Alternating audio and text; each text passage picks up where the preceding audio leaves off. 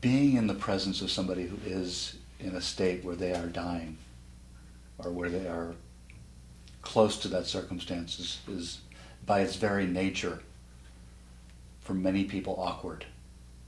And for a counselor, for a therapist, how do they find a way through that, to ask questions, to have the right tone, to be with the person, but enter in? How do they find a way to enter into a dialogue, a conversation? I think the first thing really is that they really need to recognize that they're in over their head. You know, that really just going to be with someone who's dying or is that ill is so humbling that they go in with a sense of reverence and recognition that they're not in their normal role, that they're in a role-less situation where it's one human being reaching their heart to the other and needing to rely more on the heart, more on silence, more on just being present than on any technique that's ever been used.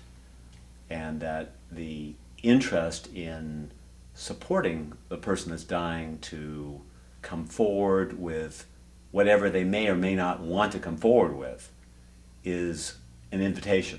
And so you may ask a question if somebody's looking ready for a question, or you may just stay in silence. So it's going beyond book learning. It's going to require you to have some sense of mortality inside yourself optimally, which would automatically allow you to realize that it's a privilege really to be in their presence, because they are really serving a role in a subtle way to prepare us, to face our own mortality. Because anytime we actually are in the presence of someone that's dying, we're dying with them. It's really the greatest opportunity to face what we normally avoid like the plague. So just having that sense of humility and realistic awareness that we're in so deep just by being in their presence allows us to enter with much greater care and warmth. So you're saying that there's really no agenda we can bring, that we have to be a response in some way to where we see and feel they are coming from?